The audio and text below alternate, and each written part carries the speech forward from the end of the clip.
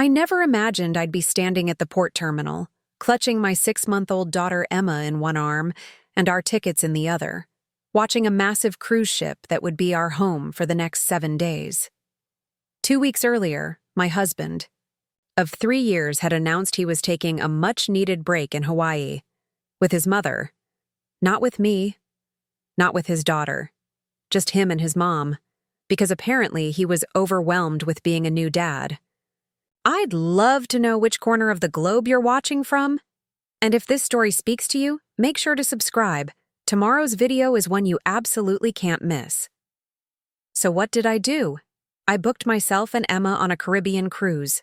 I figured if Tyler could escape responsibility with a tropical vacation, then I deserved one too, baby in tow.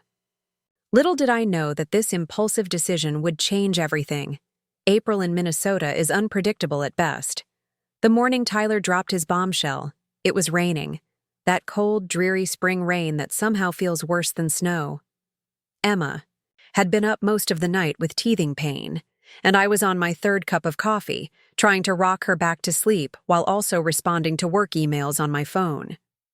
I'd been back from maternity leave for only 2 months, and working remotely while caring for an infant was proving to be far more challenging than I'd anticipated. Tyler walked into the kitchen around 9 a.m., freshly showered and dressed for his job at the architectural firm downtown.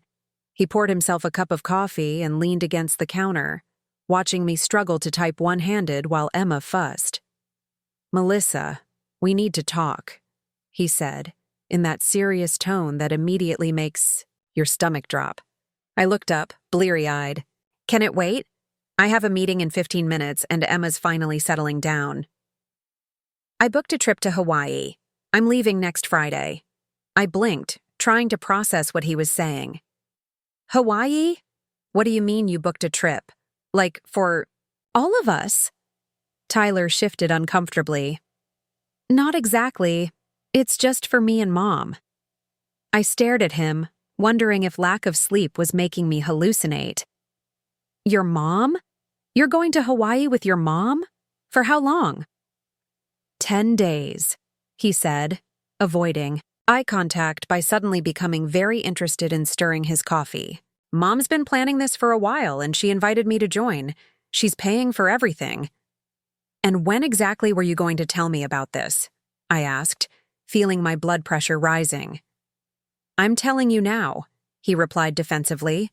"Look, I need this, Melissa. I'm burnt out. Between the promotion at work and the baby, I need a break."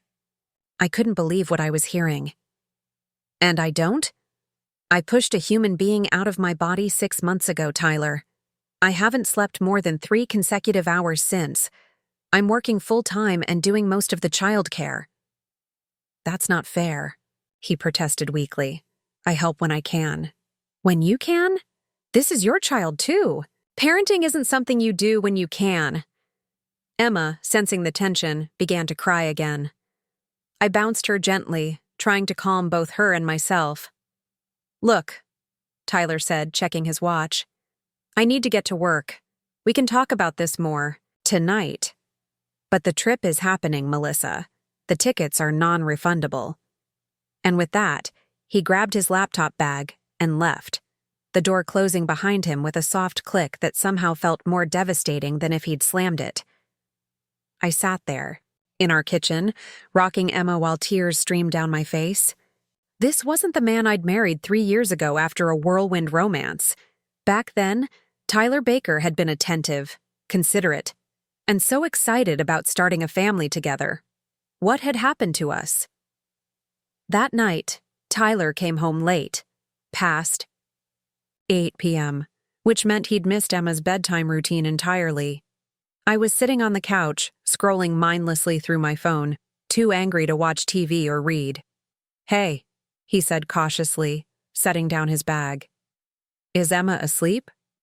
"For now," I replied, coldly. "Until she wakes up in about 2 hours wanting to be fed again."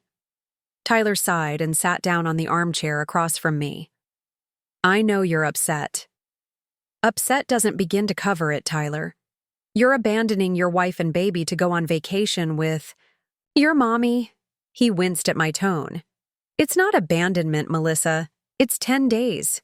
People take business trips longer than that all the time. This isn't a business trip. It's a vacation. To Hawaii. I was trying not to raise my voice, conscious of Emma sleeping in the nursery down the hall. And with your mother, of all people. I'd never had the best relationship with Carol Baker. From the beginning, she'd made it clear she thought Tyler was settling by marrying me, a public school teacher turned remote curriculum developer with student loan debt and a small-town background. Carol, with her country club membership and designer wardrobe, had always envisioned her only son with someone more polished. Mom's been planning this for her 60th birthday for years, Tyler explained. She's covering everything. The flights, the resort. It's her dream trip. And your dream is to leave your family behind to go with her? I asked incredulously. Tyler ran his hands through his hair, a gesture I once found endearing but now just irritated me. You're being dramatic. It's not like I'm leaving forever. I just need a break, Melissa. Being a dad it's harder than I thought it would be. And you think being a mom is a walk in the park? I snapped. I don't get to take breaks, Tyler. There's no vacation from being a mother. That's different, he muttered. How? How is it different? He couldn't answer that, of course. Instead, he tried another approach. Look, maybe you could use this time to visit your sister in Chicago. Take Emma and have a girls' weekend? The suggestion that I should just pack up our baby and visit my sister, who lived in a one-bedroom apartment and worked 60 hours a week, while he lounged on Hawaiian beaches, was the final straw. Get out, I said quietly. What? Get out of this room. Sleep in the guest room. I can't even look at you right now. Tyler looked like he wanted to argue, but something in my expression must have stopped him. He nodded slowly, stood up, and headed toward the guest room. At the doorway, he paused. I love you and Emma. You know that, right? I didn't answer. I wasn't sure I believed him anymore. The next few days were tense. Tyler tried to act like everything was normal. He'd make coffee in the morning, ask about my work, try to help Emma before leaving for the office. But there was a wall between us now, and neither of us knew how to breach it. During the day, while Emma napped, I'd find myself searching Hawaii vacations online, torturing myself with images of the paradise Tyler would be enjoying while I stayed behind in our Minneapolis suburb, dealing with dirty diapers and sleepless nights. It was during one of these masochistic browsing sessions that an ad popped up.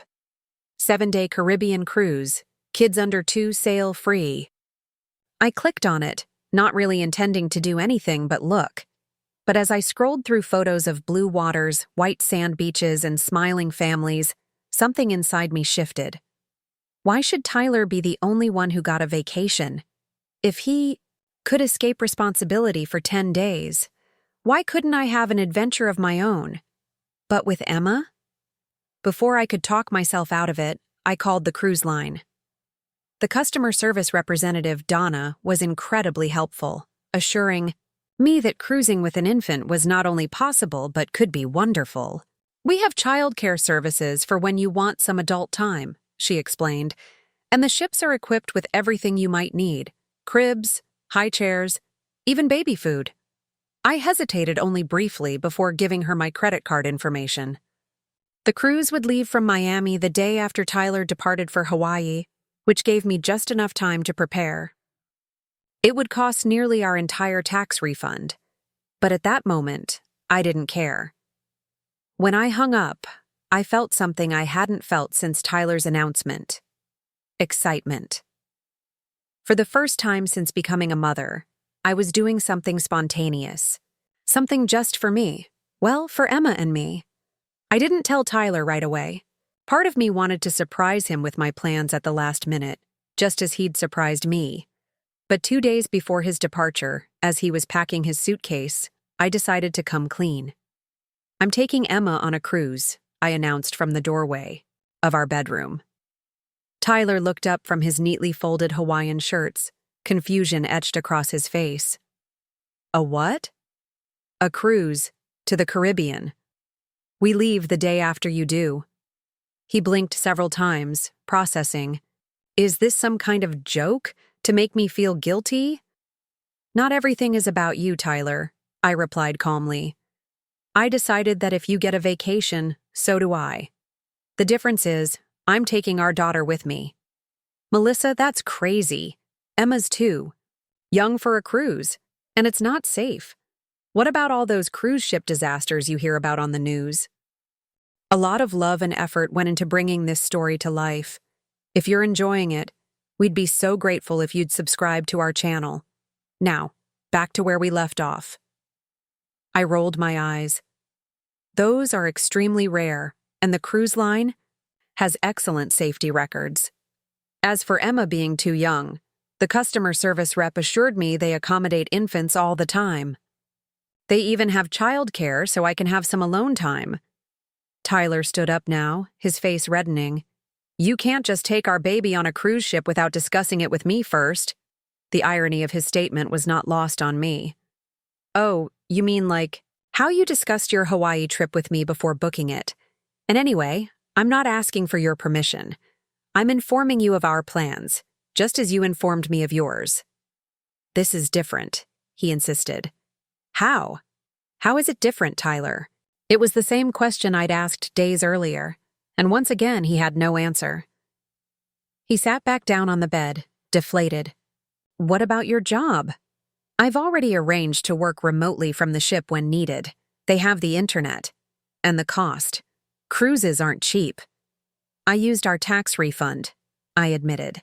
Consider it my push present, 9 months late. Tyler looked genuinely bewildered now. Is this really what you want to do? Take our 6-month-old on a cruise ship full of strangers? No, I said honestly. What I want is for my husband to be the partner I thought I married. Someone who wouldn't abandon his family for a beach vacation with his mommy. But since that's not happening, yes, I want to take this cruise. With or without your blessing. The morning of Tyler's departure arrived. Despite our argument, he'd made no effort to cancel his trip, though he had spent the past 2 days alternating between trying to convince me not to go on the cruise and grudgingly offering advice about traveling with an infant. I drove him to the airport in silence, Emma babbling happily in her car seat, blissfully unaware of the tension between her parents. When we pulled up to the departures terminal, Tyler turned to me with pleading eyes. It's not too late to cancel the cruise, Melissa. Stay home. We can talk properly when I get back. I kept my eyes fixed straight ahead. Have a safe flight, Tyler. Don't forget to bring your mom a lei or whatever it is people do in Hawaii. He sighed, leaned over to kiss Emma's forehead, then hesitated before giving me a quick peck on the cheek. I love you both. I'll call when we land. I nodded, but didn't say it back. As I watched him wheel his suitcase toward the terminal entrance, I wondered if our marriage was ending, if this physical separation was just the beginning of a permanent divide. The next 24 hours were a whirlwind of packing, preparing, and second-guessing myself. Was I being reckless? Was I putting Emma at risk just to prove a point to Tyler? But each time doubt crept in, I reminded myself that I wasn't doing this out of spite. I was doing it because I deserved a break too. And unlike my husband, I wasn't willing to leave my child behind to get one. My best friend Amber drove us to the airport at dawn. Unlike Tyler, she fully supported my impulsive decision. This is badass, Mel, she said, as she helped me check our luggage. Tyler needs to realize he can't have it both ways, being a dad when it's convenient and bailing when it's not. The flight to Miami was surprisingly smooth. Emma, who I'd feared would scream the entire 3 hours, mostly slept, lulled by the white noise of the engines. The older woman sitting next to us smiled kindly. First trip with the little one? She asked. Yes, I admitted. My husband's in Hawaii with his mother, so we're having our own adventure. The woman raised an eyebrow but didn't comment on the unusual arrangement. Instead, she said, I raised 4 children mostly on my own after my husband passed. Trust me, honey, You're stronger than you think." Her words stayed with me as we landed in Miami, took a taxi to the port, and now, as I stood at the terminal, looking up at the massive ship that would be our home for the next week, was I stronger than I thought? I hoped so, because right now, clutching Emma to my chest and our tickets in my hand, I felt very small and very alone. But then Emma cooed and grabbed at my necklace, her tiny face breaking into a gummy smile, and suddenly I knew we were going to be okay.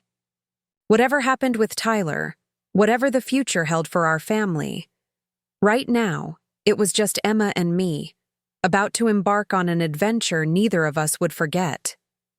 I took a deep breath, adjusted Emma in my arms, and stepped forward to join the boarding line. Behind us, the Miami skyline glittered in the morning sun, and ahead, beyond the ship, lay the vast blue expanse of the Caribbean. For the first time since becoming a mother, I felt a sense of freedom and possibility. As the line moved forward, my phone buzzed with a text. It was from Tyler. "Landed in Honolulu. Hope you reconsider the cruise. Call me." I turned off my phone and slipped it into my bag. Tyler could wait. Hawaii could wait. His mother could definitely wait. Right now, the only thing that mattered was the adventure that lay ahead for Emma and me, and the strength I was about to discover within myself. Boarding the massive cruise ship with a baby and 3 bags was more challenging than I'd anticipated.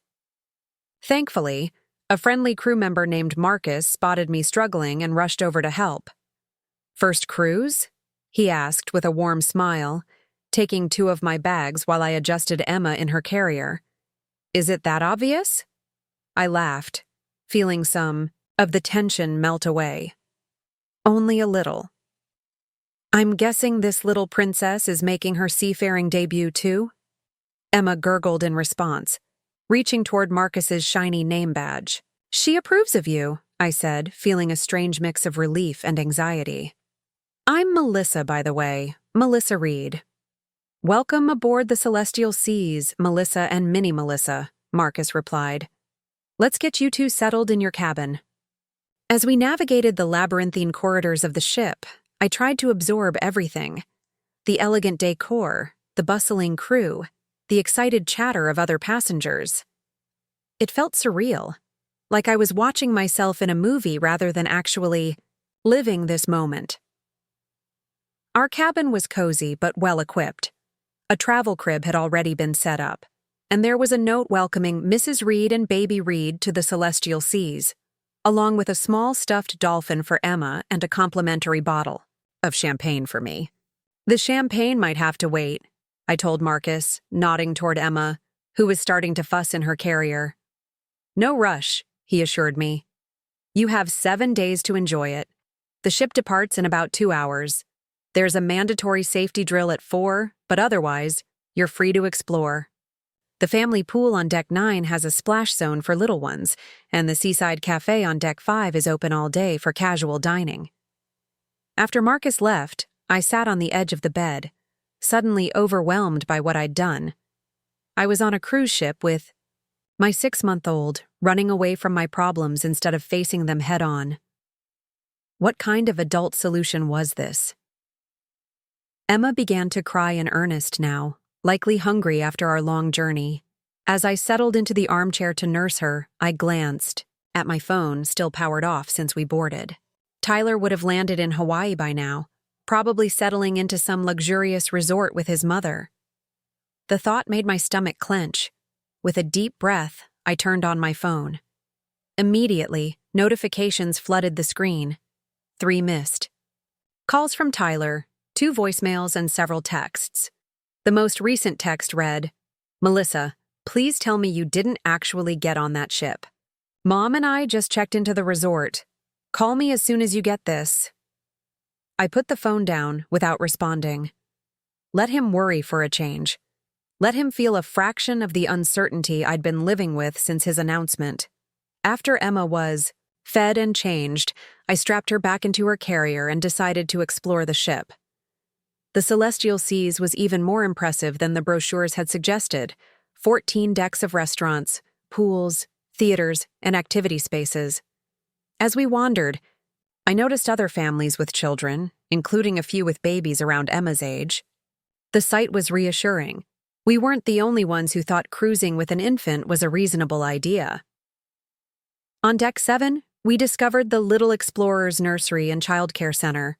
A cheerful woman named Diane gave us a tour, explaining their services for infants. "We're open from 9 a.m. to midnight daily," she explained. "Parents can pre-book sessions or drop in when space is available. All our staff are certified in infant CPR and early childhood education." "I'm not sure I'll be using the services," I admitted. "This is our first trip together, and I feel bad leaving her." Diane smiled knowingly. "Most new moms feel that way, at first. But trust me, by day 3, you'll be ready for an hour at the spa or a peaceful dinner. Even the most devoted mothers need a break sometimes." Her words hit close to home. Wasn't that exactly what Tyler had claimed he needed? A break? The difference was, I wasn't abandoning my responsibilities. I was simply finding a way to recharge, while still being a mother. "I'll keep that in mind," I promised.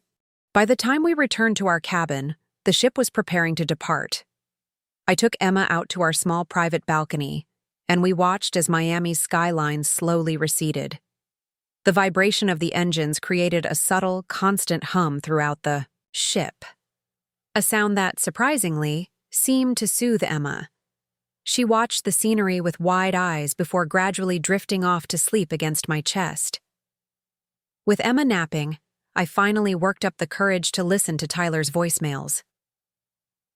The first one was tense. "Melissa, call me back. This is insane. You cannot take our baby on a cruise without discussing it properly. Call me." The second was softer, almost pleading. "Mel, please, I'm worried about you two. Mom says the ship you mentioned had a norovirus outbreak last year. Just be safe, okay? And call me when you can." My blood boiled at the mention of Carol. Of course she would bring up a virus outbreak, anything to make me feel like an incompetent mother. I deleted both messages without responding and turned my attention to unpacking our things. The safety drill was mercifully brief, though managing to get both Emma and myself into life jackets while standing in a crowd of people was quite the challenge. A middle-aged couple standing next to us, the Johnsons from Atlanta, cooed over Emma and offered assistance. "First cruise with the little one?" Mrs. Johnson asked, helping me adjust Emma's tiny life vest. "Is it that obvious?" I replied, using the same line I'd given Marcus earlier. "Oh, honey, we took our son on his first cruise when he was 4 months old," she said with a warm smile. "Best decision we ever made. I'm Linda, by the way, and this is my husband, Ron." "Melissa," I replied, "and this is Emma."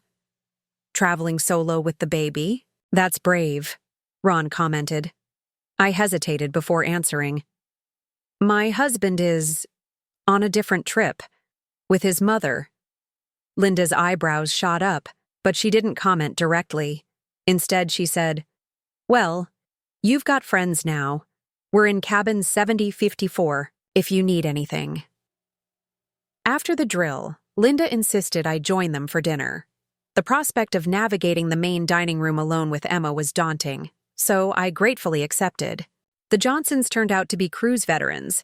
This was their 15th voyage, and they were full of helpful tips about which restaurants had high chairs, which shows were baby-friendly, and which crew members could be trusted for babysitting.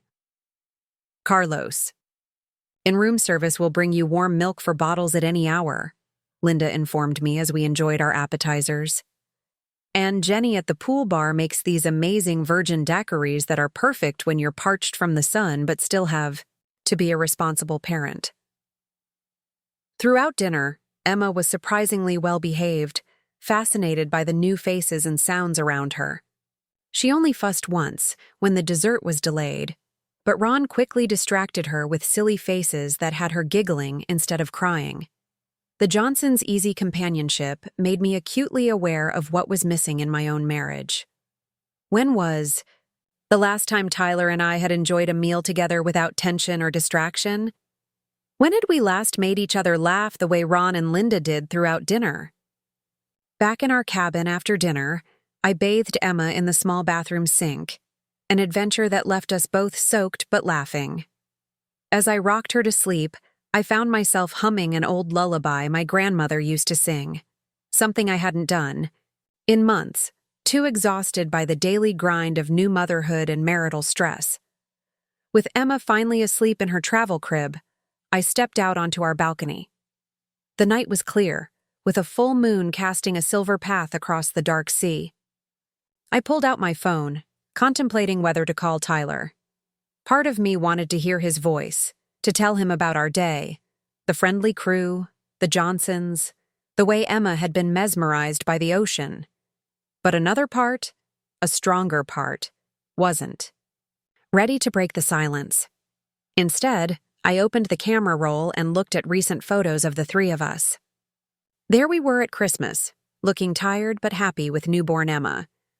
There was Tyler holding her for the first time, tears in his eyes as he gazed at her tiny face.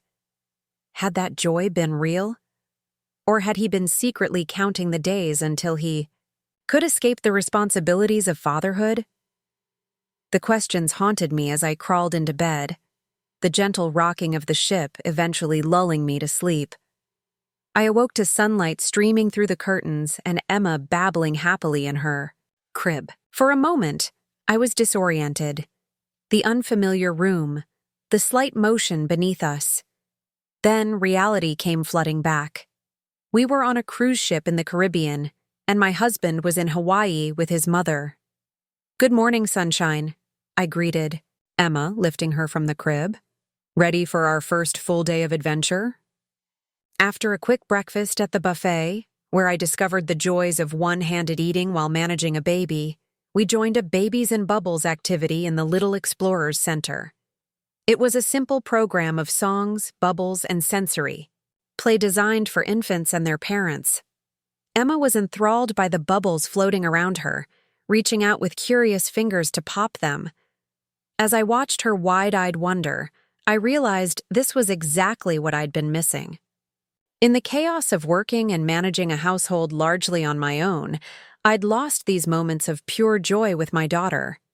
I'd been so focused on survival that I'd forgotten to savor the experience of being her mother.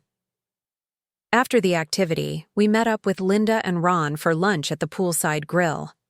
Emma was clearly enamored with Ron, who entertained her with peekaboo while Linda and I chatted. "So," Linda said carefully, "you mentioned your husband is on another trip? With his mother?" I hesitated, then decided there was no harm in sharing my story with this kind woman who had already been so helpful. "He announced 2 weeks ago that he was taking a 10-day vacation to Hawaii with his mom, without consulting me first. Said he needed a break from being a new dad." Linda's expression was a mix of shock and sympathy. "And you responded by booking this cruise? I love it. Absolute power move." I laughed, surprised by her reaction. "I guess it was. Though now I'm wondering if it was childish of me." "Childish?" "Honey, no. What's childish is a grown man running off to Hawaii with his mommy because parenting got tough. What you did was take control of a situation where someone else tried to disempower you. That's not childish. That's self-respect." Her validation was exactly what I needed to hear. For the first time since boarding, I felt completely confident in my decision. After lunch, we explored the ship further. Emma napped in her carrier as we browsed the onboard shops, attended a cooking demonstration, and relaxed by the adults-only pool while Ron and Linda kept us company. Throughout the day, my phone remained untouched in our cabin, and I was surprised to realize I didn't miss the constant connection to Tyler at all. That evening, the Johnsons invited us to join them for the captain's welcome dinner, a formal affair that I hadn't planned to attend with a baby in tow. But Linda insisted, even helping me select a sundress from the ship's boutique since I hadn't packed anything formal. "Every mama deserves to feel pretty," she declared, as I tried on a flowing turquoise dress that somehow made me look both elegant and approachable. The dinner was unexpectedly magical. The staff fussed over Emma, bringing her pureed fruits and soft vegetables that weren't on the menu. The couple at the next table, honeymooners from Seattle, asked to hold her while I enjoyed my entree with both hands, a luxury I'd almost forgotten. When Emma began to get fussy toward the end of dinner, the maitre d' suggested I might want to take her for a walk around the promenade deck and return for dessert. Linda immediately offered to accompany us, leaving Ron to chat with the honeymooners. As we strolled along the deck, the warm Caribbean breeze playing with our hair, Linda shared a piece of her own story. "Ron and I almost divorced when our son was 2, she confided. "Parenthood strained our marriage to the breaking point. One day he actually packed a bag and left. The parallels to my situation were uncanny." "What happened?" I asked. "He got as far as his mother's house," Linda said with a wry smile. "But unlike your mother-in-law, mine called me immediately. She told me Ron was in the guest room crying his eyes out and that I should come talk to him. And you did." "I did, but not right away. I let him sit with his decision for exactly 24 hours. Then I showed up with our son and essentially said, 'This is your family. Decide now if you're in or out because I won't live in limbo.' And he chose to come home, I guessed." "He did. We started counseling the next week. It wasn't easy, but we rebuilt our marriage into something stronger." She paused, looking out at the moonlit ocean. "I'm not saying that's the path for you and your husband. Only you know what's best for your family. But I will say this. Sometimes the best thing for a marriage is a wake-up call." Her words stayed with me as we returned to the dining room for dessert, and later as I put Emma to bed in our cabin. Was this cruise my way of giving Tyler a wake-up call? And if so, what did I want him to wake up to? I finally powered on my phone, finding 6 more missed calls and several texts from Tyler. The most recent one read, "Melissa, please just let me know you're both safe. I'm going crazy here." For the first time in days, I felt a twinge of guilt. Whatever his failings as a husband, Tyler loved Emma. He deserved to know she was safe. I typed a brief response. "We're fine. Ship has great Wi-Fi and excellent childcare. Emma enjoyed her first formal dinner tonight. Don't call unless it's an emergency. International roaming is expensive." His reply came almost instantly. "Thank God. I've been worried sick." The resort's photographer took a picture of me carrying a lei, but looking miserable if you want to see it. "Mom says hi." I ignored the mention of Carol and the implied joke about his misery. Instead, I responded with a photo of Emma in the tiny life jacket from the safety drill, her expression serious and adorable. "Tyler, she's so beautiful. I miss you both." I stared at those words for a long time, trying to decipher whether they were genuine or just what he thought I wanted to hear. Was he really missing us, or was he just feeling guilty while enjoying his child-free vacation? Rather than respond to his sentiment, I sent, "We're docking in Jamaica tomorrow, taking Emma to see her first waterfall. Tyler, be careful and take lots of pictures." "Will do," I replied, then added, "Good night, Tyler," before turning off my phone. As I settled into bed, Emma sleeping peacefully beside me, I realized something important. I wasn't on this cruise to punish Tyler, even if that had been my initial motivation. I was here for myself, to rediscover the joy in motherhood that had been overshadowed by resentment and exhaustion. And perhaps, in doing so, I might also rediscover what I wanted from my marriage. The gentle rocking of the ship and the distant sound of waves against the hull eventually lulled me to sleep, my dreams filled with waterfalls, turquoise dresses, and possibilities I hadn't considered in a very long time. Jamaica greeted us with vibrant colors and pulsing reggae music that seemed to emanate from the very air itself. The port of Montego Bay bustled with activity. Vendors hawking handmade crafts, tour operators calling out excursion offerings, and fellow passengers eagerly disembarking to explore. I'd signed up for a small group tour to Dunn's River Falls, advertised as family-friendly in the excursion brochure. As I waited in the gathering area with Emma strapped securely to my chest, I spotted Linda and Ron waving from across the room. "Mind if we join you?" Linda asked, approaching with 2 cups of coffee. She handed one to me. "We figured you could use this." The barista added an extra shot. "You're a lifesaver," I said gratefully, taking a sip of the strong brew. "And of course you can join us. Emma will be thrilled to see her favorite cruise buddies." Our tour guide, a charismatic local, named Jerome with dreadlocks down to his waist, seemed momentarily concerned when he spotted Emma. "The little princess is coming to the falls?" he asked, raising an eyebrow. "Is that a problem?" I felt a flicker of anxiety. Had I misunderstood the family-friendly description? Jerome studied Emma, who was contentedly gumming a teething ring, then broke into a wide smile. "Not a problem at all. Just want to make sure we give her the VIP treatment. My sister has 5 little ones. I know how to handle babies." True to his word, Jerome proved to be an attentive guide, constantly checking that Emma wasn't getting too much sun or being jostled as our minivan navigated the winding roads from Montego Bay to Ocho Rios. He regaled us with stories of growing up in Jamaica, pointing out hidden landmarks that typical tourists would miss. "See that little blue house on the hillside?" he asked as we passed through a small village. "My grandmother lives there. She's 97 years old and still makes the best jerk chicken on the island."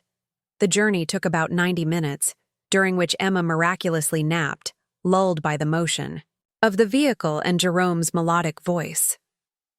When we arrived at Dunn's River Falls, I gently woke her, worried she'd be cranky, but she simply blinked at the new surroundings with curious eyes. "Your daughter has an old soul," Jerome observed as he helped me adjust her carrier. "Some babies come into this world already wise."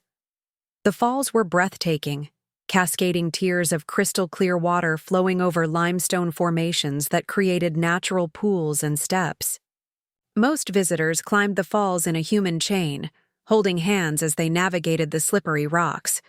But Jerome had arranged an alternative path for us, allowing us to enjoy the scenery without the treacherous climb. "This way, Miss Melissa," he directed, leading us to a series of wooden platforms and staircases built alongside the falls. "You'll still get the best views, and the little princess will stay dry."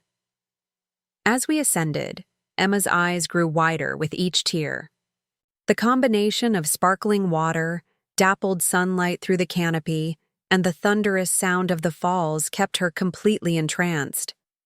At one point, she let out a squeal of delight that made everyone around us laugh. "I think she approves," Ron commented, snapping photos for us with my phone. At a particularly picturesque spot halfway up, Jerome suggested we pause for a moment. "This is where the falls create a perfect heart shape in the rock," he explained, positioning us for a photo. As Ron captured the moment, Emma and me framed by the heart-shaped cascade, I felt a surge of emotion. This was exactly the kind of memory I'd always dreamed of creating as a mother. The sort of experience I'd imagined sharing with Tyler when we'd planned our family. But he wasn't here. He'd chosen Hawaii with his mother over this moment with his wife and daughter. "You okay?" Linda asked quietly, noticing my expression. "Just thinking about Tyler," I admitted. "He's missing all of this." "That's his choice," she reminded me gently. "And your choice was to make these memories anyway. That's something to be proud of." By the time we returned to the ship in late afternoon, both Emma and I were exhausted but glowing with the day's experiences. After a quick dinner at the buffet, I gave her a bath and settled her into the travel crib earlier than usual. She fell, asleep almost instantly, tiny fingers still clutching the plush dolphin from our welcome package. I stepped out onto our balcony with my phone, scrolling through the photos Ron had taken. There were dozens of beautiful shots. Emma wide-eyed at the waterfall, me carrying her across a small footbridge, the two of us silhouetted against the Caribbean sky. In each one, despite my complicated emotions, I looked happier than I had in months. Before I could overthink it, I selected the heart-shaped waterfall photo and sent it to Tyler with the caption, "Dunn's River Falls. Emma loved it." His response came quickly. "Wow, she looks so happy." "You both do." I hesitated, then replied, "We are?" 3 dots appeared, indicating he was typing, then disappeared, then reappeared. Finally, "I'm glad. Hawaii is beautiful, but something feels off without you two here." I didn't know how to respond to that. Part of me wanted to remind him that missing us was the natural consequence of his choice, but another part recognized the olive branch he was extending. After several minutes, I simply sent, "Good night, Tyler." "Good night, Mel. Kiss Emma for me." The 3rd day of our cruise took us to Grand Cayman, where Linda had arranged for us to join a small group catamaran. Tour to Stingray City, a famous sandbar where visitors could interact with friendly stingrays in shallow water. "Is this safe for Emma?" I asked uncertainly as we boarded the sleek catamaran. "Absolutely," the captain, an Australian named Dave, assured me. "The water's only about 3 feet deep at the sandbar, and these rays are basically like puppies. They've been interacting with humans for decades. Plus, I've got a special float seat for the little one so she can enjoy the experience without getting wet." True to his word, once we reached the sandbar, Dave produced a donut-shaped inflatable seat with a sunshade. He helped me secure Emma in it, and she bobbed happily in the crystal-clear water, watching with fascination as dozens of velvety stingrays glided around us. I waited nearby, initially nervous but gradually relaxing as the gentle creatures brushed harmlessly against my legs. One particularly bold ray seemed drawn to Emma, swimming circles around her float and occasionally popping its head up as if checking on her. "That's Queenie," Dave explained with a grin. "She's the matriarch of this group. Been coming to this sandbar for at least 20 years. Looks like she's adopted your little girl." The connection between the ancient sea creature and my infant daughter was magical to witness. Emma giggled and babbled, reaching toward Queenie with curious fingers whenever she swam near. "They're speaking the same language," Linda observed, as she snapped photos for us. The universal language of motherhood. Back on the catamaran as we sailed toward our next stop at Rum Point Beach, Dave offered me a fruity cocktail. "Virgin for the mama?" he asked with a wink. I surprised myself by responding, "Actually, I'll take the real deal. I'm not driving." Linda raised her glass in approval. "That's the spirit." The rum punch was deliciously potent, and as we lounged on the catamaran's netted front deck, Emma napping peacefully in the shade, I felt a freedom I hadn't experienced since before her birth. Not freedom from motherhood, Emma's presence was central to my contentment, but freedom from the weight of resentment and worry that had become my constant companions back home. "Penny for your thoughts," Linda said, stretching out beside me. "I was just thinking about how different this feels from my life in Minnesota," I admitted. "Here, taking care of Emma doesn't feel like a burden. It feels like an adventure we're sharing." "That's because you've escaped the daily grind," she observed. "The laundry, the dishes, the routine. Sometimes we need to step away from all that, to remember the joy beneath it. And to remember who we are beyond just being someone's wife or mother," I added. Linda nodded sagely. "When Ron and I went through our rough patch, that was one of my biggest realizations.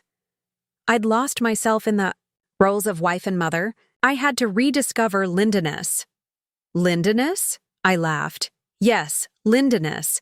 That essential quality of being me, the woman who existed before marriage and motherhood, who had dreams and quirks and favorite songs.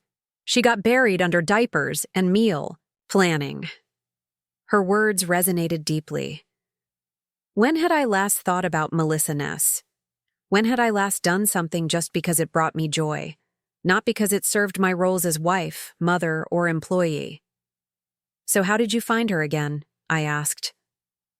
Little by little, I started reclaiming small pieces of myself, reading a novel instead of parenting books, meeting friends for coffee without the baby, wearing clothes that made me feel pretty instead of just practical, She smiled at a memory.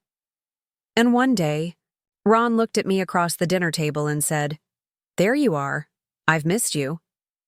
As we docked at Rum Point, I carried a still sleeping Emma onto the beach, settling in a shaded hammock while Linda and Ron went for a swim. I found myself wondering if Tyler would recognize the person I was becoming on this trip. Someone more confident, more present, more in touch with her own desires and needs. Would he like this version of me? And more importantly, did I like the version of him that had emerged in recent months? The one who'd prioritize a vacation with his mother over his new family? These questions lingered as we enjoyed a leisurely lunch at a beachside restaurant, Emma charming the waitstaff with her gummy smiles and grabby hands. By the time we returned to the ship late that afternoon, I felt pleasantly sun-kissed and contemplative. After Emma's bedtime routine, I checked my phone to find multiple missed calls and messages. Not from Tyler this time, but from my sister. "Rachel, call me ASAP," her most recent text read. "It's about Tyler." My heart raced as I dialed her number, stepping onto the balcony so my voice wouldn't wake Emma. Had something happened to him in Hawaii? Mel? Finally, Rachel answered on the first ring. "Where have you been all day?" "In Grand Cayman, swimming with stingrays," I replied, trying to keep my voice calm. "What's going on with Tyler?" "He called me," she said, sounding perplexed. "Like 3 times today. He's freaking out that you've taken Emma on a cruise without telling him beforehand. Says you're not responding to his calls." I sighed, relief, mixing with irritation. "I told him we were fine. I've been sending him photos, and I have responded to his texts." "Well, he seems to think you've lost your mind," Rachel continued. "He wanted to know if I thought you were having some kind of postpartum mental health crisis. Apparently, his mother suggested that might be the case. Of course, Carol would pathologize my actions. Heaven forbid her precious son might bear any responsibility for the state of our marriage." "And what did you tell him?" I asked, dreading her answer. Rachel and I had always been close, but she tended to be more traditional in her views on marriage and motherhood. I told him he was an idiot for going to Hawaii without you and the baby in the first place, and that if anyone was having a crisis, it was him, she replied firmly. I nearly dropped the phone in surprise. "You did?" "Hell yes, I did." "Look, Mel, I know we don't always see eye to eye on everything, but what he did was selfish and hurtful, and his mother has always had an unhealthy influence on him." Tears sprang to my eyes at her unexpected support. "Thank you," I whispered. "Don't thank me yet," she cautioned. "There's more. He said he's thinking of cutting his trip short and flying to Miami to meet your ship when it returns to port." "He what?" The thought of Tyler waiting at the dock, possibly, with Carol in tow, made my stomach clench. "Did he say when?"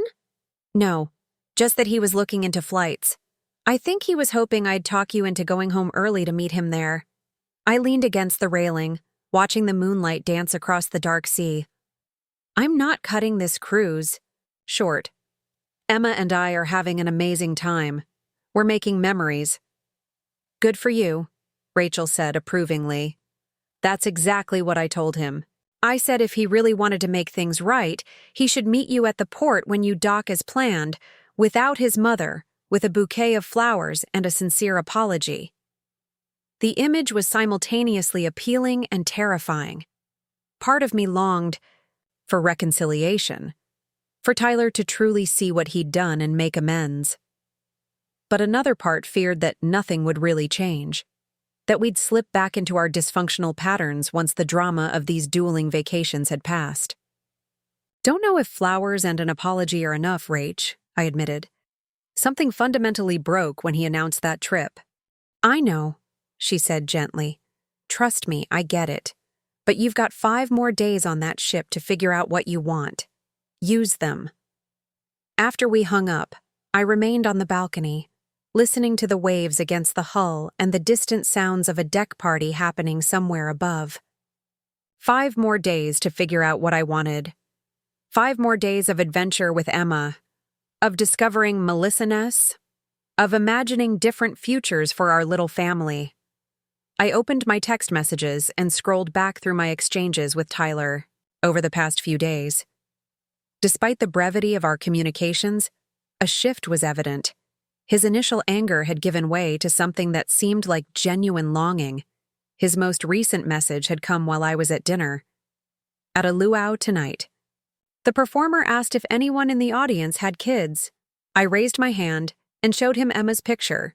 He gave me a special lei to bring home to her. Saving it for when I see you both. Miss you. For the first time, I allowed myself to really feel how much I missed him too. Not the stressed, distant husband of recent months, but the man I'd fallen in love with. The one who had cried when Emma was born, who had once prioritized our relationship above all else. Could that man still exist beneath the layers of stress, new parenthood anxiety, and his mother's influence? And if he did, was I willing to help? Him find his way back? I typed a response. Emma would like that.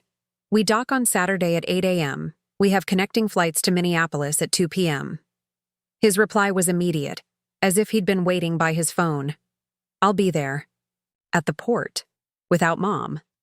He'd read my mind, or more likely, Rachel had been very specific in her advice to him. Either way, the prospect of seeing Tyler in 5 days' time suddenly made this cruise feel different. No longer just an escape or a rebellion. It now felt like a journey toward a decision. As I went back inside and checked on a peacefully sleeping Emma, I realized with perfect clarity that while I didn't yet know what that decision would be, I was no longer afraid to make it. Whatever happened when we docked in Miami, I would be facing Tyler not as the exhausted, resentful wife he'd left behind, but as someone who had rediscovered her strength, her joy, and her worth. And that, perhaps, was the most valuable souvenir I could bring home from this unexpected adventure.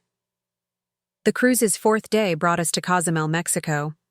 The ship docked early, bathed in the golden light of sunrise that gave the turquoise waters an almost ethereal glow.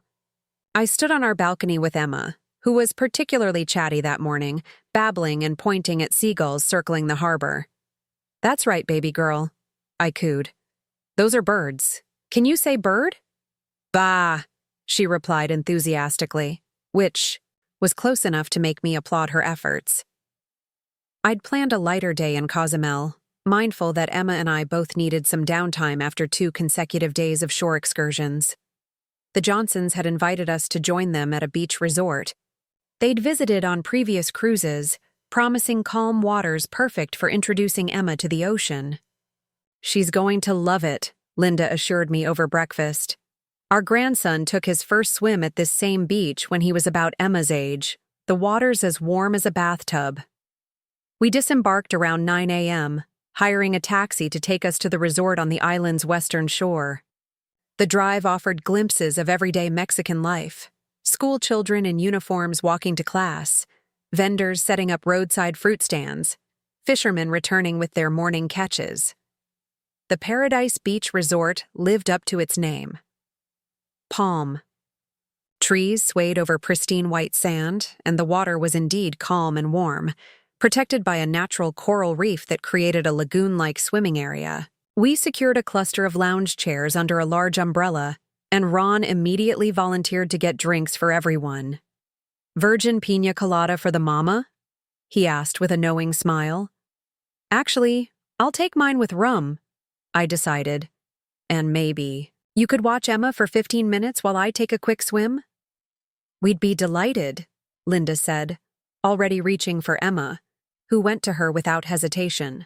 Grandma Linda and Grandpa Ron will show you the sand, sweetheart.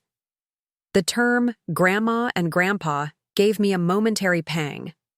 Carol, for all her faults, was Emma's only grandmother. My own mother had passed away when I was in college. Would my decision about the future of my marriage affect Emma's relationship with her paternal grandmother? Was I selfishly depriving my daughter of family connections because of my own conflicts with Carol? I pushed these thoughts aside as I waded into the Caribbean Sea, then ducked under the surface. The cool water enveloped me, creating a moment of perfect silence and weightlessness.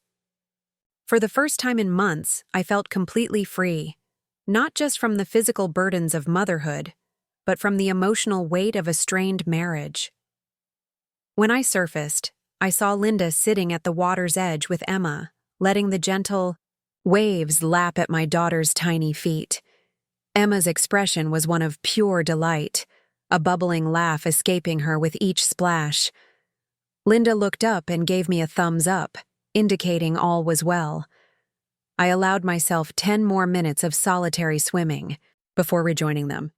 As I approached, I heard Linda's gentle narration. "Look at that little fish, Emma. See how fast it swims? And look at the seashell. Isn't it pretty?" My heart swelled with gratitude for this kind woman who had become such an unexpected blessing. On our journey, when I reached them, Emma squealed and reached for me with wet, sandy hands. "She's a natural water baby," Linda reported. "Hasn't fussed once." "Thank you for giving me that break," I said, taking Emma into my arms despite the sand. I didn't realize how much I needed it. "Every mother needs a village," she replied simply. "Today, we're your village." We spent the morning alternating between swimming, building sand castles, and relaxing in the shade. Emma napped in a little tent Ron had cleverly constructed from beach towels and chairbacks, while the three of us sipped tropical drinks and chatted about everything from politics to favorite books to retirement dreams. "You seem different today," Linda observed during a lull in the conversation. "More settled somehow." I nodded, realizing she was right. "I talked to my sister last night. Apparently Tyler's been calling her, concerned about us. He's planning to meet us at the port when we dock." "Ah," she said knowingly. "And how do you feel about that?"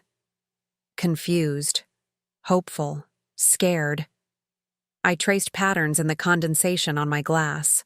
Part of me wants to believe he's had some epiphany about what matters, but another part wonders if anything will really change. Ron, who had been quietly listening, spoke up. "You know, when Linda and I hit our rough patch, my mother was a big part of the problem." I looked up, surprised both by his contribution to this sensitive conversation and by the parallel to my own situation. "Really?" I asked. He nodded. "Mom never thought Linda was good enough for me.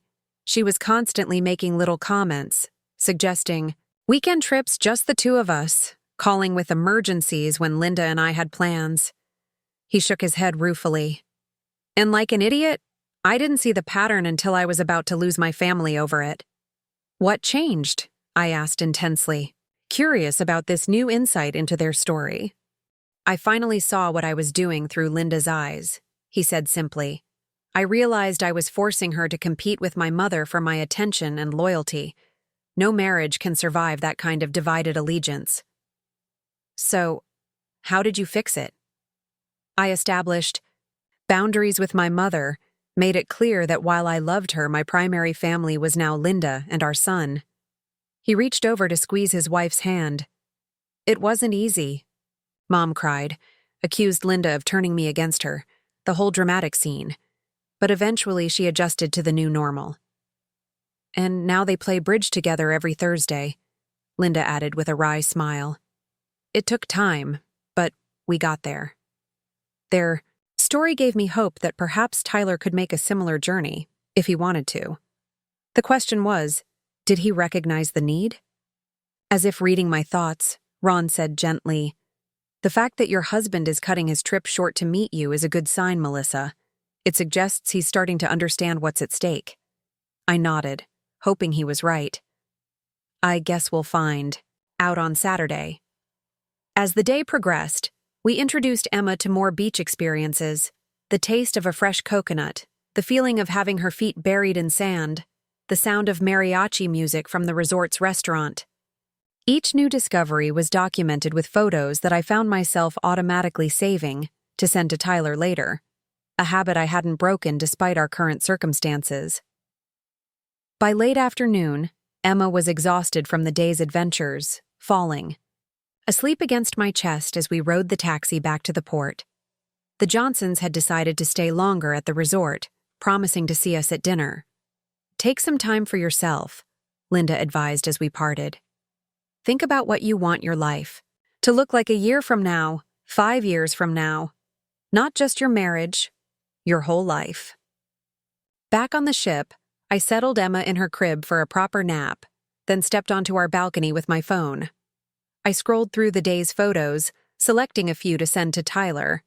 Emma's first time dipping her toes in the ocean, her fascinated expression as she tasted coconut water, her sleeping peacefully under the beach tent. I hesitated before hitting send, wondering if I was perpetuating a pattern that needed to change. Was I still seeking his approval, his participation, his validation of my mothering? After reflecting for a moment, I decided that sharing these moments wasn't about any of those things.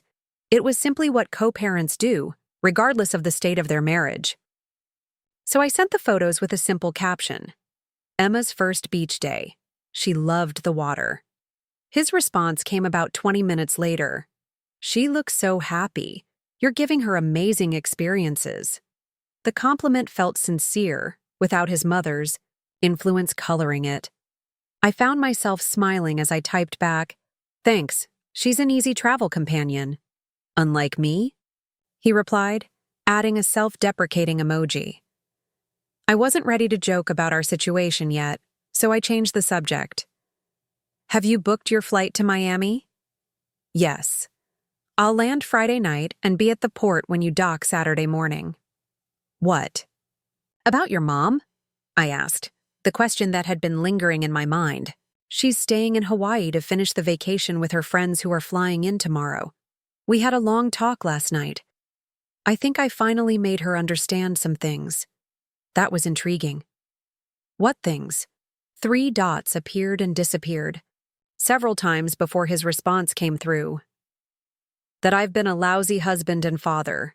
That I was using this trip to run away from my responsibilities instead of facing them. That I've let her interference damage our marriage." I stared at the message, reading it over and over. It contained everything I'd wanted to hear, yet I felt strangely numb. Were these realizations genuine, or was he just saying what he thought would appease me? "Those are big insights," I finally replied, keeping my response neutral. "I've had a lot of time to think," he wrote back. "Being in paradise isn't much fun when you're missing the people who matter most." Again, the words were right, but I needed more than words. I needed evidence that this wasn't just vacation remorse that would evaporate once we returned to the daily grind of real life. "I'm glad you've been reflecting," I wrote. "We can talk more when we see each other." "I can't wait," he replied. "I love you, Mel." I put the phone down without responding to that last part. Did he love me? Did I still love him? I wasn't sure those were even the right questions anymore. Love had never been our problem. It was respect, partnership, and priorities that had gone awry. Emma woke from her nap cheerful and hungry. After feeding her, I decided to skip the main dining room that evening in favor of room service and a Niwa early night. The emotional weight of my exchange with Tyler had left me craving solitude to process my thoughts. I called Linda to let her know we wouldn't be joining them for dinner, and she understood immediately. "Take care of yourself, honey," she said. "Call if you need anything, even if it's just to talk." After a simple dinner of soup and a sandwich, I gave Emma her bath in the small cabin bathroom, a ritual that had become easier with practice over the days of our cruise. As I wrapped her in a fluffy towel, she gazed up at me with perfect trust, her little hands reaching for my face. "What are we going to do, little one?" I whispered, pressing a kiss to her damp head. "What's the right path? For us?"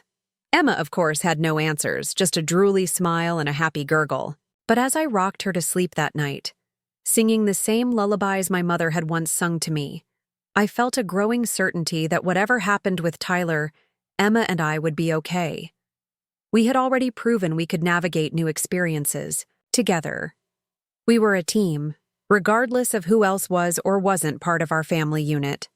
Once she was asleep, I took my journal onto the balcony. The night was clear, stars scattered across the dark sky like diamonds on velvet. The ship cut smoothly through the calm sea, its gentle motion now familiar and comforting. I opened to a blank page and began to write, not about Tyler or our marriage, specifically, but about what I wanted my life to look like going forward. What kind of mother I wanted to be. What kind of woman. What values I wanted to model for Emma. What joy I wanted to reclaim for myself. By the time I finished writing, it was past midnight, and my path forward felt clearer than it had in months. I wasn't ready to make any definitive decisions about my marriage. That would require face-to-face conversations with Tyler, but I knew with absolute certainty what I would and wouldn't accept in my life moving forward. I slept deeply that night, without the anxiety that had plagued me since Tyler's Hawaii announcement. When I woke to Emma's morning babbling, I felt refreshed and centered in a way I hadn't experienced in a long time. Our 5th day at sea would be spent entirely on the ship as we sailed toward our final destination of Key West before returning to Miami. The day stretched before us with possibilities, spa treatments, pool time, entertainment options, or simply relaxing in our cabin watching the ocean pass by. Over breakfast in the ship's buffet restaurant, I ran into the Johnsons, who immediately noticed my changed demeanor.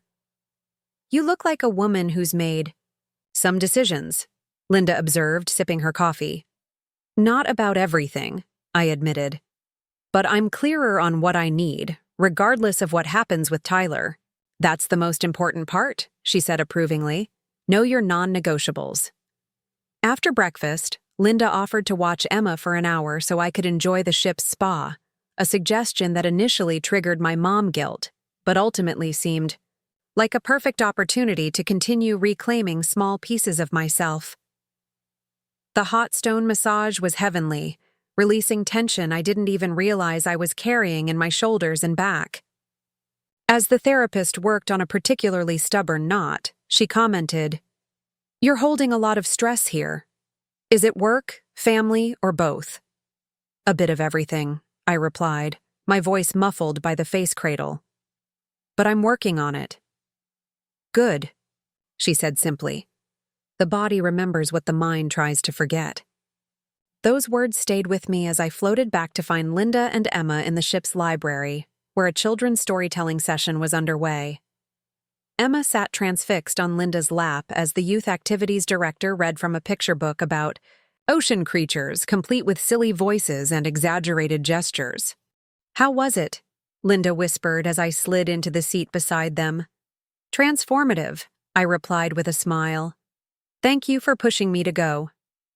"That's what friends are for," she said, giving my hand a quick squeeze. The rest of the day unfolded at a leisurely pace.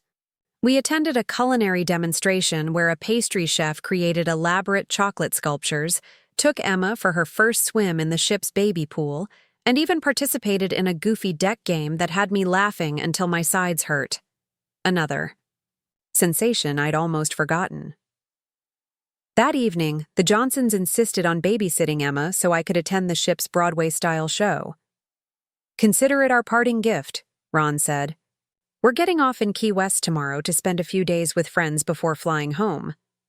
"I can't ask you to miss your last night's entertainment," I protested. "You're not asking, we're offering," Linda countered. "And anyway, we've seen this show on a previous cruise. Go, enjoy some adult time. Emma will be fine with her cruise grandparents." Reluctantly but gratefully, I accepted their offer, dressing up in the turquoise sundress from the ship's boutique and even taking time to style my hair and apply makeup, small acts of self-care that had fallen by the wayside in recent months. Tia's show was spectacular. A musical revue featuring songs from top Broadway hits performed by incredibly talented singers and dancers. I found myself fully immersed in the experience, not checking my phone or worrying about Emma, trusting that she was in good hands. Afterward, feeling buoyant and alive, I stopped by the ship's coffee bar for a cappuccino before returning to the hot cabin. As I waited for my drink, A solo male traveler about my age struck up a conversation. "Great show, wasn't it?" he commented, gesturing to the program I still held.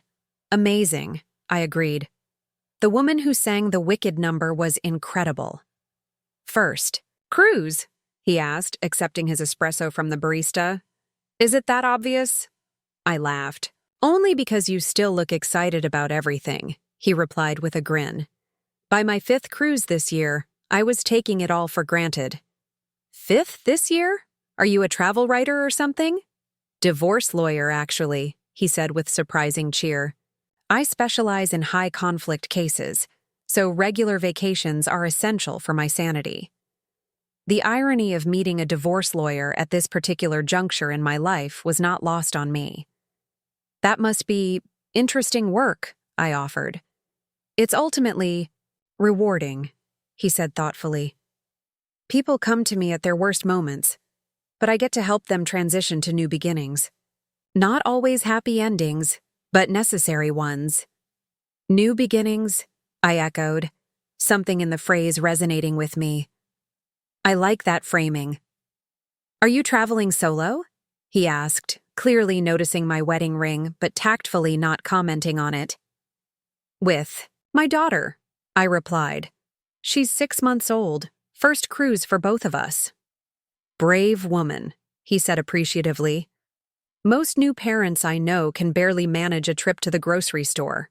I smiled, feeling a surge of pride in what Emma and I had accomplished together on this journey. "It's been surprisingly manageable, and absolutely worth it."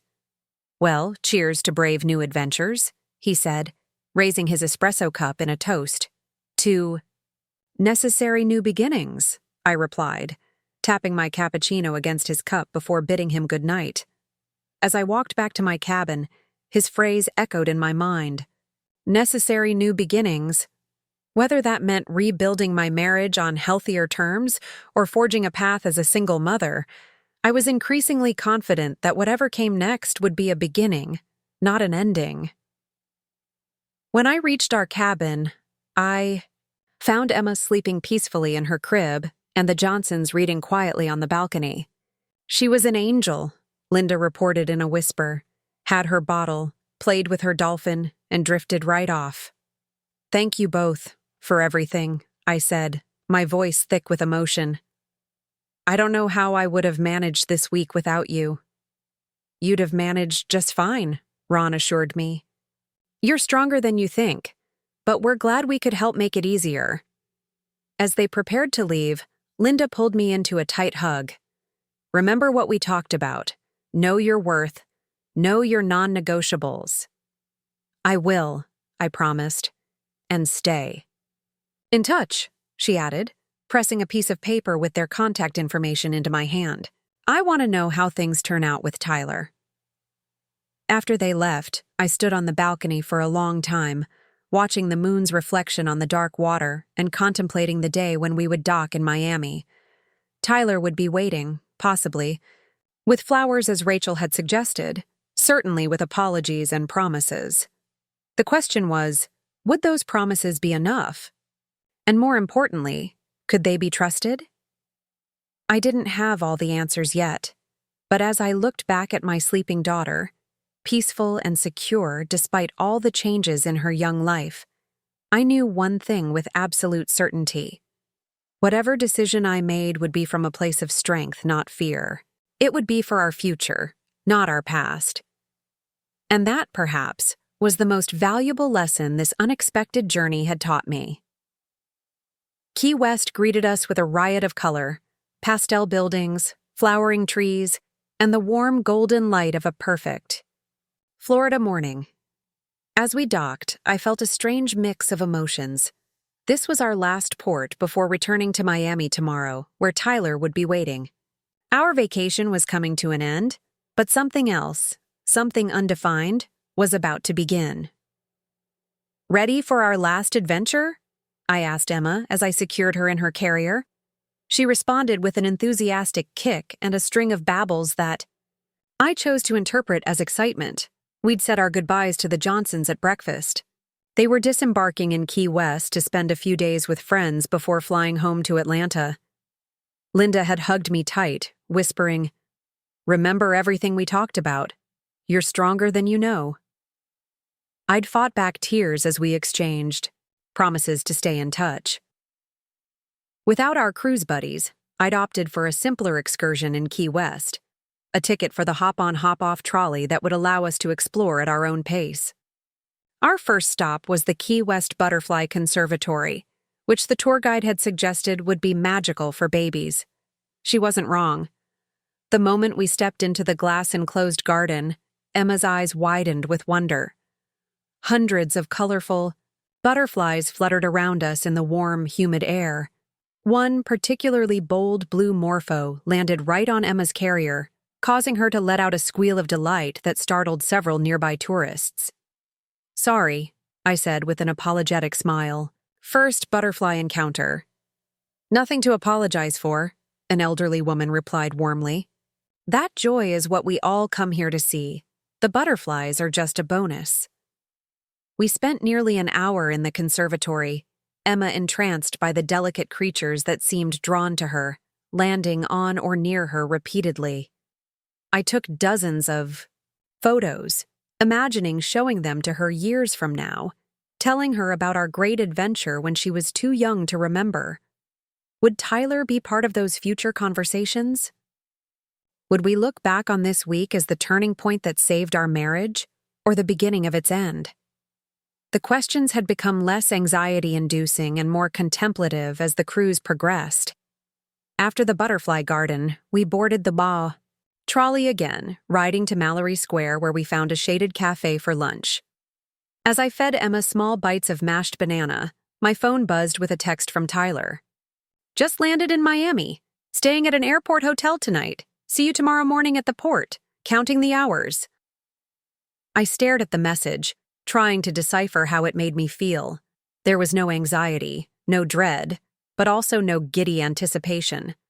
Instead, I felt calm and prepared, like an athlete before an important competition, focused, centered, and clear about the challenge ahead. "We'll see you there," I texted back, adding a photo of Emma with a banana smeared across her cheek. His response was immediate. "She's getting so big, I've missed you both so much." Had he? Really? Or had he missed the idea of us, the perfect little family that existed in his mind, rather than the messy, demanding reality? These were questions only time and his actions could answer. We spent the afternoon exploring Ernest, Hemingway's house, where Emma was fascinated by the famous six-toed cats, and then taking a short glass-bottom boat tour to see the coral reef. By late afternoon, she was exhausted from the stimulation, falling asleep against my chest as we made our way back to the ship. The timing was perfect. I'd booked us for the early dinner seating, hoping to have a quiet evening afterward to pack and prepare for disembarkation. With Emma napping, I had a rare moment of solitude to sit on our balcony and reflect on the journey we'd taken, both literally and figuratively. When I'd impulsively booked this cruise, it had been an act of rebellion, a way to show Tyler that I too could escape responsibility if I chose to. But somewhere along the way, it had transformed into something far more meaningful, a journey of rediscovery and empowerment. I'd remembered what it felt like to be Melissa, not just Mrs. Reed or Emma's mom.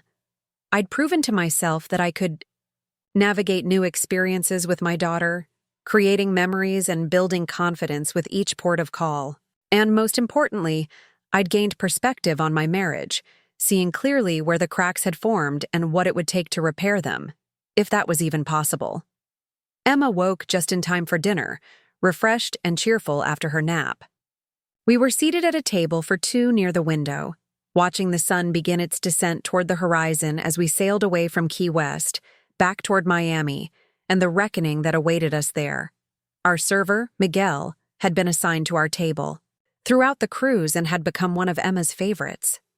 He appeared with her usual pureed sweet potato before I could even ask, then produced a small stuffed dolphin from his pocket. "A goodbye gift for the little princess," he explained with a warm smile. "She has brightened our dining room every night." "That's so kind," I said, genuinely touched by the gesture. Thank you for making us feel so welcome. It was my pleasure, truly. Not many mothers would brave a cruise alone with an infant. You should be proud. His simple commendation brought unexpected tears to my eyes. Thank you, I managed, blinking them away. It's been quite a journey. After dinner, we returned to our cabin to begin the sad task of packing. Emma sat propped against the pillows on the bed, playing with her growing collection of cruise souvenirs, the welcome dolphin, the lei from Hawaii Tyler had promised to bring her, the new dolphin from Miguel, and a tiny snow globe with a butterfly from Key West. As I folded clothes and organized our belongings, I found myself sorting through memories as well. Linda's wise advice, the feeling of swimming in the Caribbean Sea while Ron watched Emma, Jerome's insights at Dunn's River Falls, the ray named Queenie circling Emma's float. Each experience had added a layer to my evolving perspective on motherhood, marriage, and my own identity. By the time our luggage was packed and set outside our door for collection, a cruise convenience I'd come to appreciate, it was nearly Emma's bedtime. I gave her a bath, savoring this last night in our cozy cabin, knowing that tomorrow would bring a return to reality, albeit a reality that might look very different from the one we'd left behind. As I rocked her to sleep, singing the same lullabies that had become our nightly ritual, I made her a silent promise. Whatever happened with Tyler, whatever shape our family took moving forward, I would always be her safe harbor, her adventure companion, her constant in a changing world. Once Emma was asleep, I stepped out onto the balcony one last time. The night was perfect, warm with a gentle breeze, stars scattered across the vast sky, the ship's wake a luminous path behind us.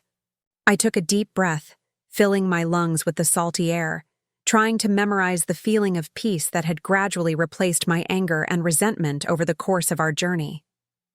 My phone buzzed with a text from Tyler. All set for tomorrow. I'll be waiting at the terminal when you disembark. I have so much to tell you, so much to make up for. I replied simply, see you in the morning.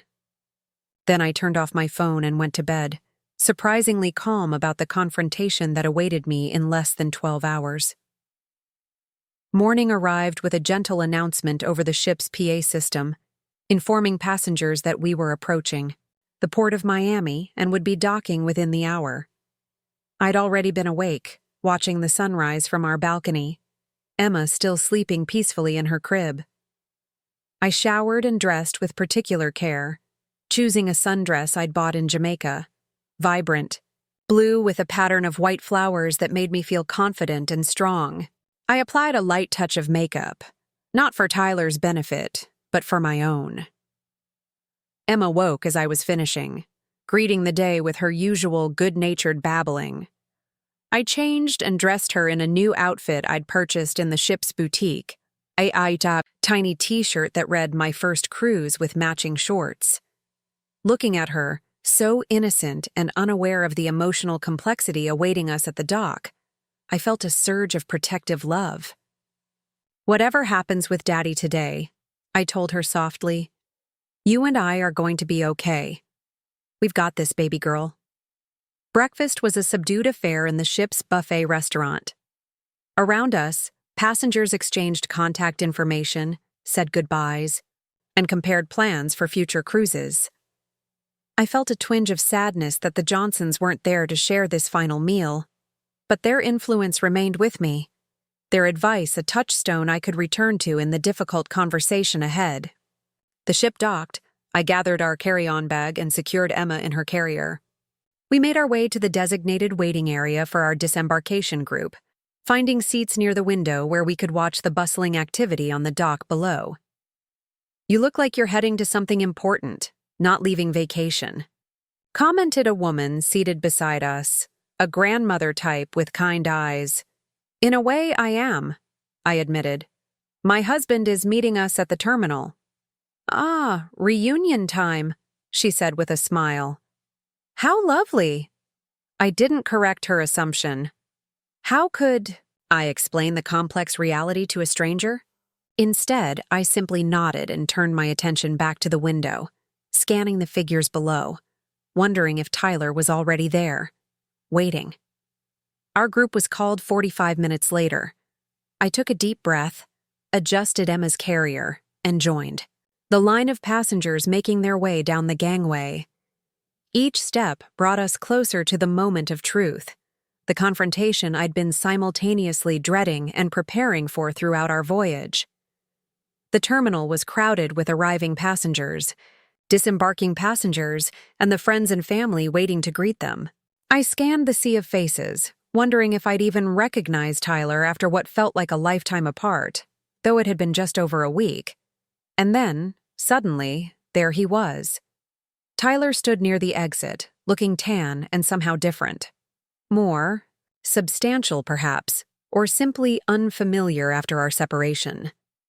He held a bouquet of tropical flowers in one hand and a small stuffed animal in the other. When his eyes found mine, his face transformed with a smile that contained both joy and uncertainty. I approached slowly, giving us both time to adjust to this moment. Emma, sensing something significant, grew quiet in her carrier, her eyes wide, as she took in the familiar yet strange figure of her father. "Mel?" Tyler said when I reached him, his voice thick with emotion. "You look amazing." "Thanks," I replied, oddly formal with this man I'd shared a bed with for 3 years. "You look tan." He laughed nervously. "Hawaii will do that." He held out the flowers. "These are for you, and this." He extended the stuffed animal, a plush sea turtle wearing a tiny Hawaiian shirt, "is for Emma. The lei I promised her is in my bag." "Thank you," I said, accepting the flowers. "They're beautiful." An awkward silence fell between us, heavy with unspoken words and emotions. Around us, families reunited with tears and embraces, creating a stark contrast to our stilted interaction. "Should we?" Tyler gestured vaguely toward the exit. "I have a car waiting. Or we could get coffee here first if you prefer." I considered for a moment. "Coffee might be good. Give us a chance to talk before heading to the airport." He nodded, relief evident in his expression. "There's a cafe just outside security. I checked earlier." We made our way through the terminal in silence, the weight of our unresolved issues creating an almost physical barrier between us. At the cafe, Tyler secured us a table in a quiet corner while I ordered for both of us, still remembering how he took his coffee despite everything. As I waited for our drinks, I watched him interact with Emma from a distance. He was tentative at first, clearly unsure how she would respond to him after a week apart. But Emma, with the resilience of infancy, seemed to recognize him immediately, reaching for his face with her tiny hands when he leaned in to greet her. The sight simultaneously warmed and pained me. Whatever happened between Tyler and me, he was Emma's father. That connection couldn't and shouldn't be severed, regardless of our marital status. I returned to the table with our coffees, settling into the chair across from him. Tyler had taken Emma from her carrier and was holding her on his lap, making silly faces that had her giggling with delight. "She's changed so much in just a week," he said, wonder in his voice. "More alert, more present." "She's had quite the adventure," I replied. "We both have." Tyler's expression grew serious. "Mel, I have so much to say, so much to apologize for. I don't even know where to start." I took a sip of my coffee, gathering my thoughts. "Why don't you start with what made you decide to cut your trip short?" He nodded, bouncing Emma gently on his knee as he spoke. "The first day in Hawaii, everything seemed perfect. The resort was beautiful. The weather was amazing. Exactly what I thought I wanted." He paused, his eyes meeting mine. "But that night I couldn't sleep. I kept checking my phone, waiting to hear from you, imagining all sorts of terrible scenarios about the cruise." "I told you we were fine," I reminded him. "I know. But it wasn't just worry. It was emptiness. Here I was in paradise, And all I could think about was what you and Emma might be doing, what I was missing. He shook his head ruefully. Mom noticed I was distracted and started making comments about how you were manipulating me by taking Emma on the cruise, how you were being vindictive. I tensed at the mention of Carol, but Tyler continued before I could respond. For the first time, I really heard how she talks about you, not just this time, but all the little comments over the years, and I realized— He swallowed hard. I realized I've been letting her come between us since the beginning, taking her side, even subconsciously, instead of being your partner. His words echoed what Ron had shared about his own mother issues, but I remained cautious. That's a big realization. It was, and once I saw it, I couldn't unsee it. I started thinking about how I've been as a husband, especially since Emma was born. He looked down at our daughter, who was now contentedly playing with his watch. I've been selfish, Mel. I've treated fatherhood like an optional activity rather than a commitment. And I've taken you for granted. Your strength, your patience, all of it. Yes, I said simply. You have. He nodded, accepting the truth without defense. I talked to Mom the next morning, told her I was cutting the trip short, that I needed to meet you in Miami. She was not happy. A wry smile crossed his face. Actually, she was furious, said I was choosing you over her, that I was throwing away her birthday gift. And what did you say? I told her that yes, I was choosing my wife and daughter, and that I should have done so from the start. His eyes held mine steadily. It wasn't an easy conversation. She cried, accused you of manipulating me, the whole drama. But I stood firm. For the first time in our relationship, I set a real boundary with her. I absorbed this information, trying to reconcile it with the Tyler I'd known, the one who had always deferred to his mother, who had announced his Hawaii trip as a fait accompli rather than a discussion between equals. That's a significant step, I acknowledged cautiously. It's just the beginning, he assured me. I've been thinking about what needs to change going forward. Real, concrete changes. Such as? I prompted, still not ready to show my cards. First, weekly therapy, for me individually, and for us as a couple if you're willing. Second, clear boundaries with my mother, including limited visits that are planned in advance with your input. Third, a more equitable division of childcare and household responsibilities. He took a deep breath. And most importantly, a commitment to making decisions together, as partners, especially ones that affect our family. His proposals aligned surprisingly well with the non-negotiables I'd identified during my late-night journaling session on the ship. But words were easy. Actions would be the true test. Those sound like positive steps, I said carefully. But Tyler, what's changed? Really?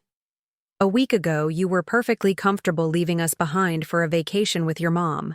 What makes you think these changes will stick once we're back in the daily grind of real life? He considered the question seriously. I can't prove it to you with words. I know that. All I can say is that this week without you and Emma was the wake-up call I needed.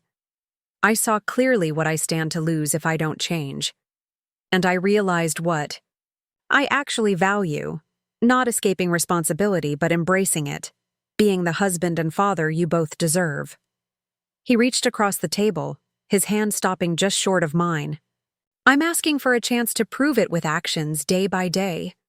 I looked at him, really looked at him, trying to see past my own hurt and resentment to the man beneath. The man I'd fallen in love with was still there. I could see that now. But so were the flaws that had driven us apart. I can't make any promises today, I said finally. This past week has changed me too, Tyler. I've rediscovered parts of myself that got lost in becoming a wife and mother. I've proven that I can manage on my own if I need to. And I've gotten clarity on what I will and won't accept in our relationship. Going forward, he nodded solemnly. I understand. What do you need from me right now? The question was refreshingly direct. No defensiveness, no attempt to rush me to forgiveness. It was a small but significant indication that perhaps he really had begun to change. Time, I answered honestly, and space to figure out what I want our future to look like. The cruise gave me perspective, but I need to see how things feel once we're home, once we're back in our normal lives. Whatever you need, he agreed. I'm not going anywhere, Mel. I'm committed to making this work, however long it takes. Emma chose that moment to let out a loud yawn, her little face scrunching up adorably as she did so. Tyler and I both laughed, the tension between us easing slightly. Someone's ready for a nap before our flight, I observed, reaching to take her from Tyler. As our hands brushed during the transfer, I felt a familiar warmth, not the passionate spark of our early days, but something deeper and more complex. A connection forged through shared history, shared dreams, and now, shared challenges. Shall we head to the airport? Tyler asked, gathering our carry-on and the flowers. Yes, I agreed, securing Emma in her carrier. Let's go home. As we walked, out of the terminal into the bright Miami sunshine, I didn't know what the future held for us. Reconciliation wasn't a certainty, but neither was separation. What I did know was that whatever path we chose would be navigated from a place of strength and clarity, not desperation or fear. The cruise that had begun as an impulsive act of rebellion had become a journey of rediscovery, of motherhood, of self-worth, and of the courage to demand more from life and love.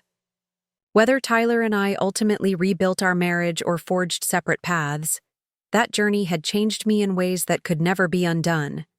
And for that, I would be forever grateful. As we settled into the taxi, Emma already drifting off to sleep. Between us, I glanced at Tyler, this familiar stranger who was asking for a second chance. The road ahead would not be easy, but for the first time in months, I could envision a path forward that honored both our shared history and our individual growth. One day at a time, I murmured, half to myself. Tyler nodded, understanding in his eyes. One day at a time, and for now, that was enough. Looking for more? We've got 2 amazing stories ready for you right on screen. If this one touched you, these are absolutely worth your time. Click to watch them now. And hey, subscribe, and hit that bell to never miss our latest uploads.